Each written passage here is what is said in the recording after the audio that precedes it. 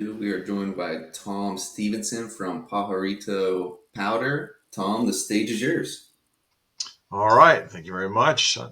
Pleasure to talk with everybody today, and tell you a little bit about our perspective on hydrogen, particularly as it applies to heavy duty applications.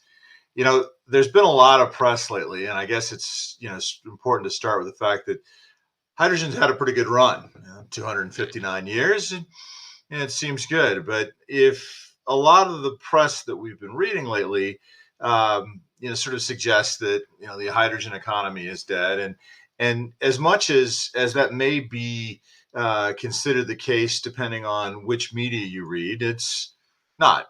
And certainly for aficionados of the American author Mark Twain, reports of the death of hydrogen is greatly exaggerated. And what's interesting though is that a lot of this is outside of the United States. But even if you look over the course of the last few months and weeks, you see very significant commitments in hydrogen continuing to be made by Toyota, by Hyundai, by the European Union. We'll talk about a few of these, but you can see some examples of the headlines that have been coming through, whether they've been, as I mentioned, from Toyota or from Hyundai.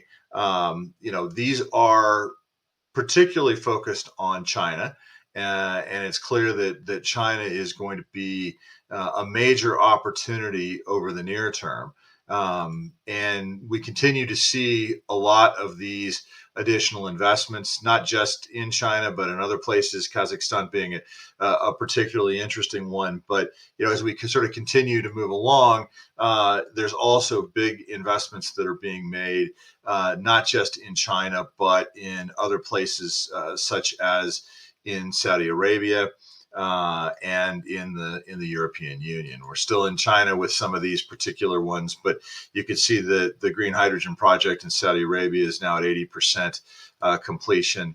And we've got more and more of these that are continuing to be made. The Toyota Daimler announcement was just in the last week, I believe. And so as we move now back to Europe and the UK, we've got a lot of funding announcements that have been made by the United Kingdom, and also by the European Union. One that is particularly interesting to me, that for any of you who might have gone to MIT, there was a great story about a series of projects that are going on in Namibia and Southwest Africa to try to focus on helping to export various components, not just hydrogen, but utilize hydrogen that they've generated to be able to then make the next level of product opportunity that'll be out there for them to then export those. The particular article was talking about a project that's being set up to actually refine iron so that iron ore could then be utilized for export, as opposed to trying to figure out how to export the hydrogen, which comes with it its own challenges.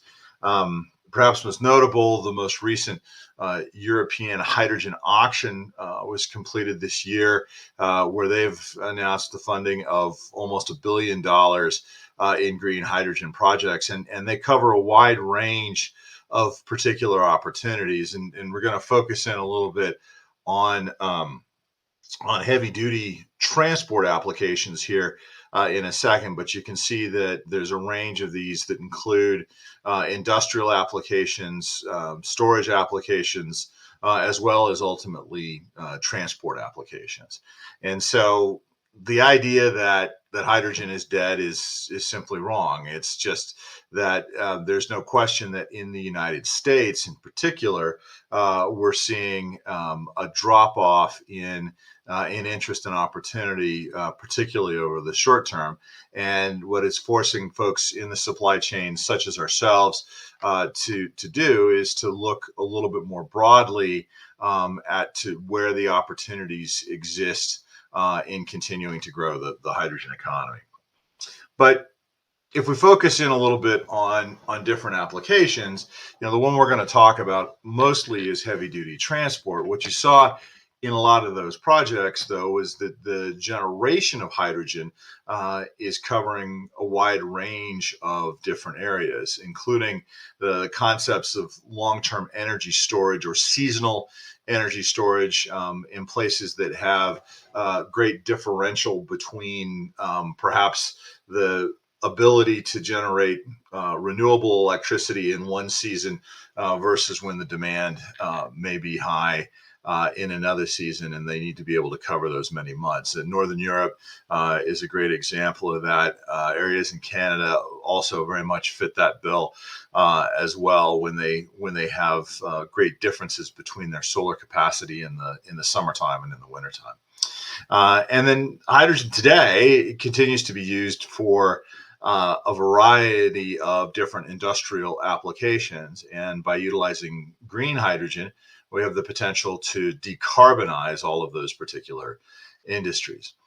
Focusing in a little bit on transport, the key takeaway from this is that, and this is true in the United States, I've got some statistics for the United States as opposed to the entire world. The percentages of what get produced in terms of greenhouse gas emissions are actually higher in the United States as an overall percentage than they are in a number of other countries in the world because of some of the efforts that have been made to reduce the greenhouse gas emissions from other particular sources, such as industrial manufacturing. But if we talk about vehicles in particular, I mean, this shows the potential that exists for hydrogen across the full spectrum of different types of weights and distances. But generally speaking, we tend to talk about the heavier the load and the longer the distance, the more applicable that hydrogen really becomes, and you can see that in ships, trains, and then in the heavy duty and medium duty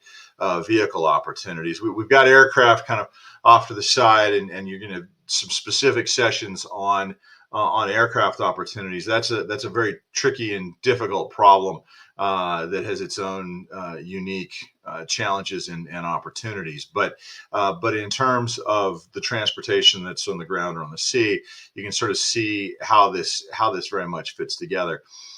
Charlie Fries, who runs the fuel cell program for General Motors, has a great analogy about the idea that every place that you see gasoline or petrol today is going to be well suited for replacement by battery electric vehicles, and every place that you see diesel today ultimately have the opportunities for getting replaced by hydrogen, and it creates there's some sort of tension right in the middle of that, depending upon the range and loads that are necessary in things like the high end of light duty vehicles, the pickup trucks and such. But generally speaking, it really falls along this train of the heavier the load and the longer the distance, the better suited that it is to hydrogen. And you know, one of the primary reasons for that I'll talk about in a minute is the added burden that gets created associated with battery electric vehicles for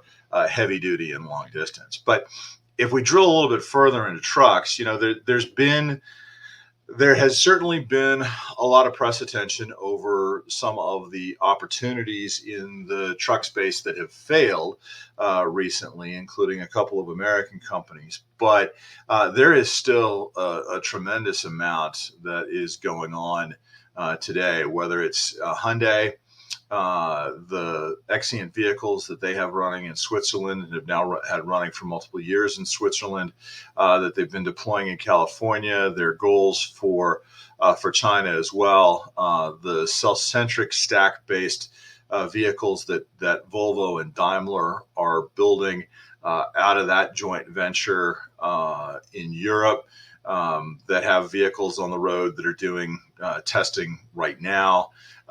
Toyota's vehicles, of course, we've seen driving around and been prominent at some of the shows as well.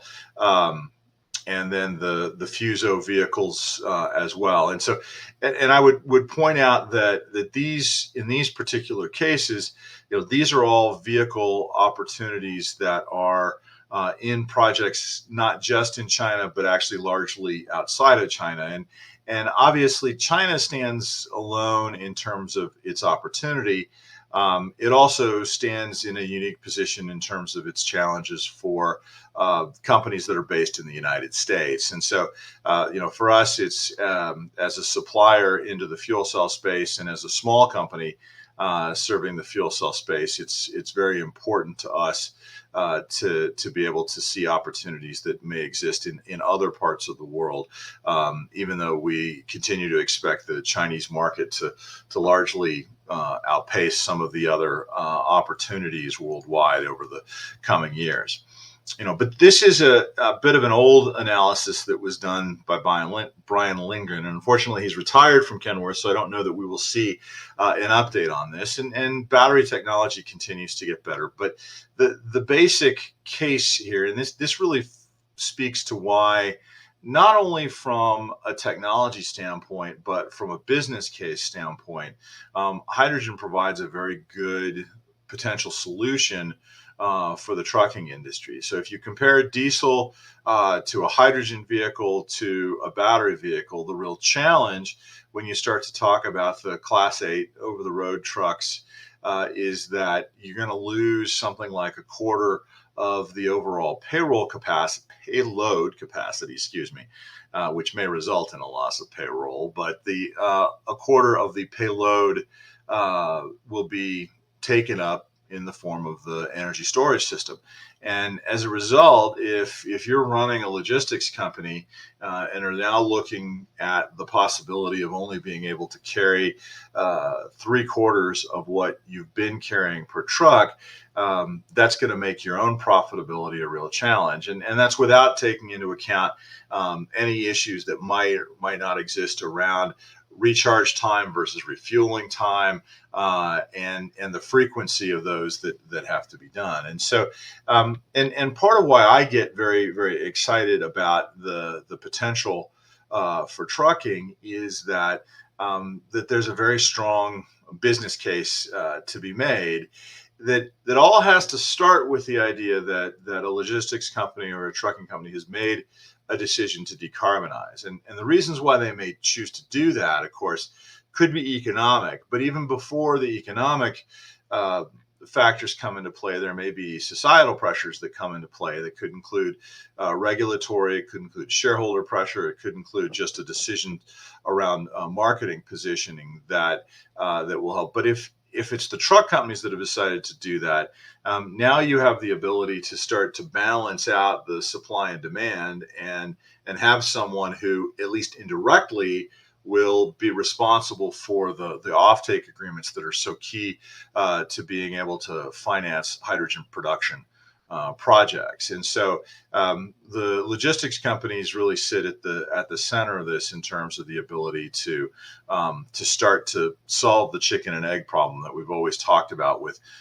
infrastructure and vehicles, in terms of implementing that hydrogen refueling infrastructure, certainly in the United States. As you get bigger still, we're seeing a number of projects, and there are smaller sea vessels, water vessels, in the form of ferries that are up and operating. There's one in San Francisco Bay right now that's done by Sea Change. There's one operating up in Norway, and unfortunately, I don't make it that far into northern Norway enough to justify a trip up to ride the hydrogen ferry, but I'm looking forward to getting there at some point. These are much, much, much larger vessels that are being commissioned to ultimately, one by Norway, one by Finland, to be able to start to run off of hydrogen associated with their primary propulsion. And I don't have a slide on this, but one of the sort of interesting splits when you start to talk about maritime applications is the difference between primary propulsion and shore power.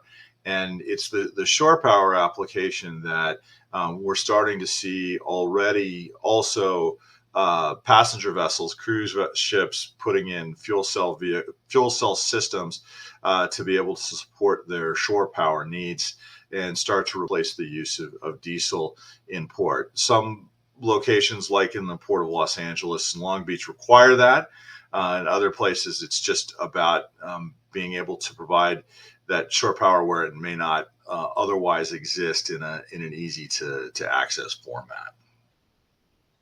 So beyond then the transportation, moving away from those into other sorts of heavy duty applications, you can't really have a discussion without talking about, what's going on with data centers, what's going on with AI, what's going on with hyperscaling.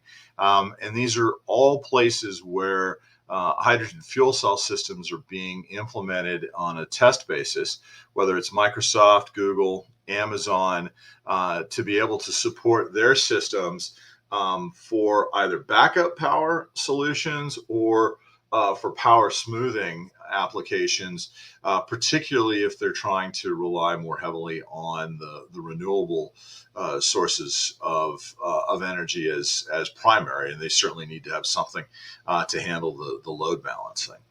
And then I mentioned here at the bottom, not only are we seeing that for being able to power those systems, but there are a number of really good case studies that we've got. Amazon, FedEx has done this as well in Memphis for material handling. And of course, this is the starting point where Plug initially got into the marketplace to do these material handling systems for interior warehousing applications that are not at all suitable for anything that produces emissions and really can't be handled with battery electric systems as well. So we drill down a little bit into the implications of this kind of within the hydrogen supply chain. And you talk about, all of these are cases that are up at the system implementation level. So it's either that someone's putting in a hydrogen production facility or someone is building a fuel cell powered ship or truck. And ultimately, in order for those systems to be successful and for us to have a robust hydrogen economy, we have to see success throughout that supply chain. And I bring this up, yes, in part because for us at Pajarito Powder, we produce catalyst that's at the very beginning of that supply chain and have to work through a number of the different players, but we're representative of not only catalyst producers, but also other suppliers of components that are necessary to start to achieve the economic value in heavy duty applications. And the real reason that we started Pajarito Powder was an economic one, and it's really reflected in the issues that exist with precious metal catalyst materials in for either PEM fuel cells or PEM electrolyzers. And on the fuel cell side, the Department of Energy does their estimates on what would the breakdown of the fuel cell stack cost look like if you started to produce large volumes of a truck or passenger vehicle fuel cells. Now, this is specifically for trucks, and that's why the 50,000 systems a year is a fairly reasonable growth number, well beyond what's being produced today, but a good intermediate step. And what you can see is that the overall cost of the fuel cell stack is overwhelmingly dominated by the cost of the catalyst. And this obviously for us as a business created an opportunity if we can bring that cost down, but more specifically to what happens within the overall stack, you're not going to be able to dramatically impact those economics unless you can bring down those catalysts. And then it's been well discussed, as I think people understand, on the hydrogen production side. There's a different problem that even beyond the incredibly high cost of iridium is its scarcity. And there are a number of projects that are underway right now and a number of companies that are doing an increasing amount of iridium recycling, which is going to be critical because if you just took the expectations for, and these demand numbers have come down, and so maybe we're closer to the conservative numbers than we are to the aggressive numbers.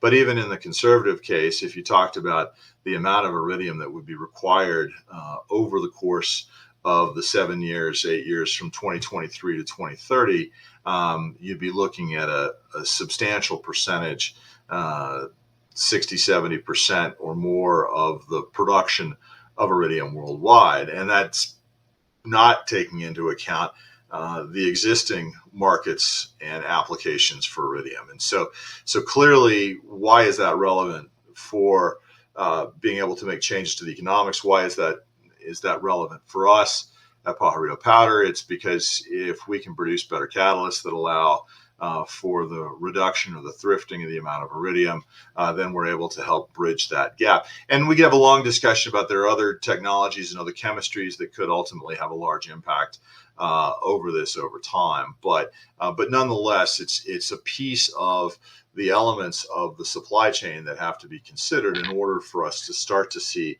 economic capability, or I won't say economic parity because I don't think we're going to be at that point, but a number that is close enough to really start moving folks over to hydrogen sources in these heavy duty applications, hydrogen uses in these heavy duty applications.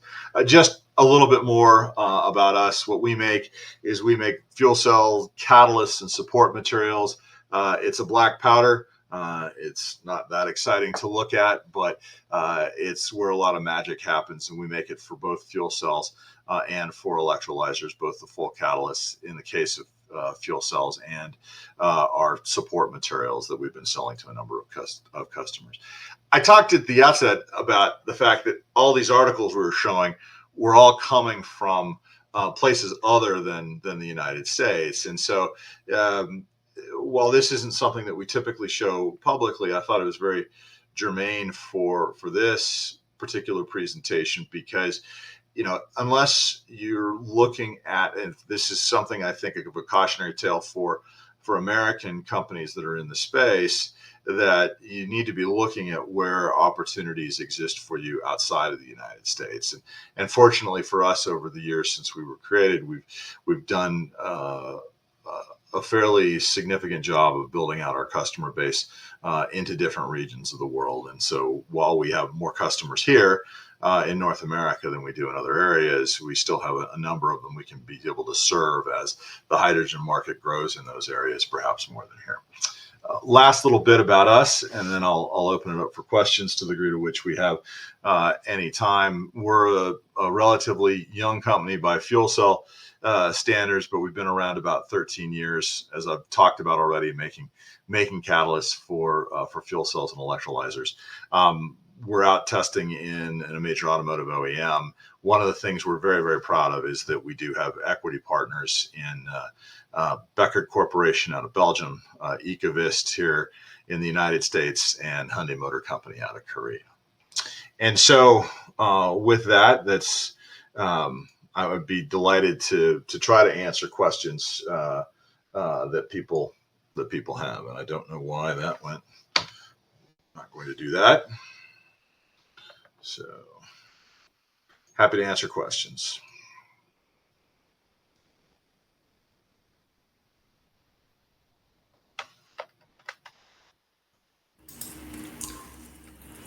I don't see any questions, but we'll give them time to type them in if they have any.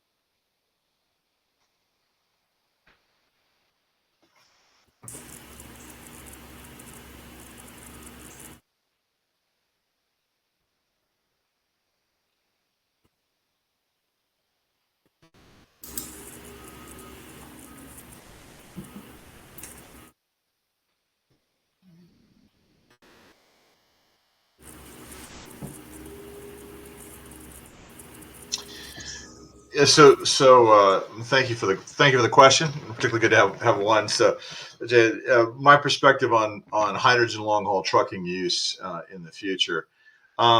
I think that is, I believe that it will develop significantly. I think that as I was sort of describing, I think that there's a couple ways in which clearly we have to deal with this balance of infrastructure and adoption of the fuel cell vehicles, right?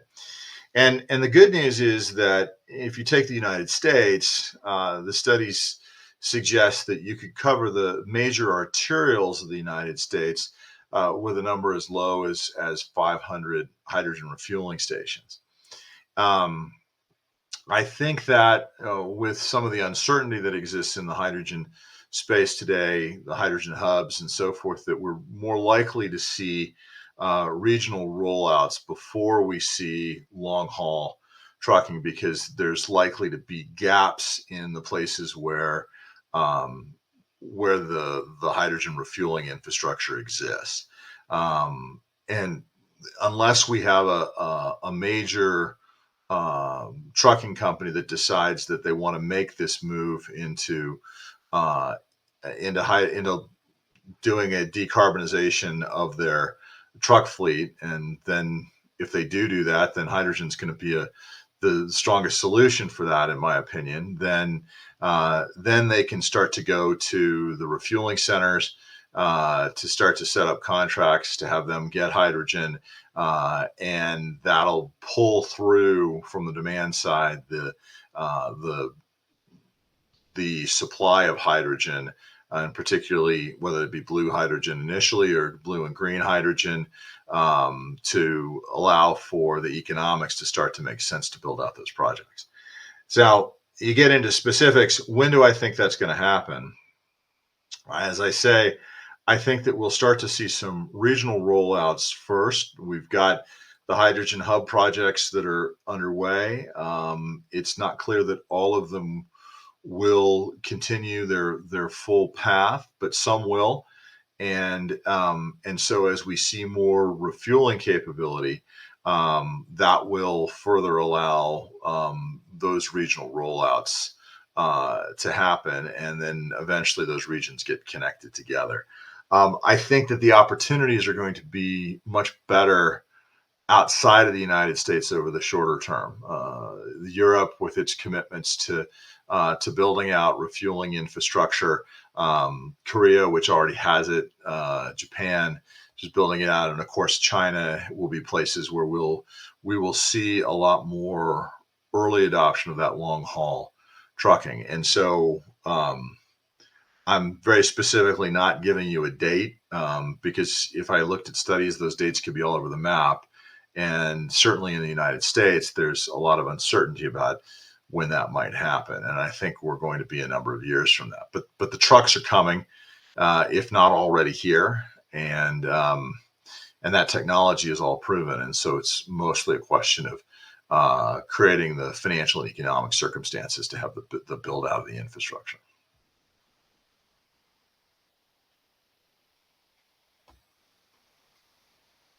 Thanks. Let's say perhaps not as precise an answer as you'd like, but there is unfortunately a lot of uncertainty.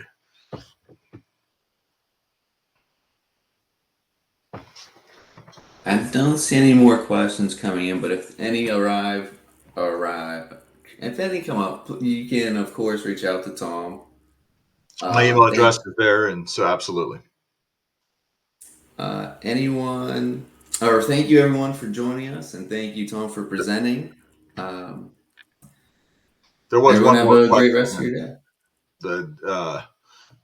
I know we're just about up at time, so Ryan, that's a hard one for me to answer in a minute. But there's a number of elements of our formulations that allow them to have better performance capabilities, whether it be in terms of their stability, which is one of the real keys in the trucking and automotive industry, the longevity of the catalyst materials, but also fundamentally allow us to use less precious metals, or the same amount of precious metal and get a much higher level of power density. That's the short answer. Thank you again, everyone, and thank you, Tom. Have a great rest of your day, everyone. Thank you.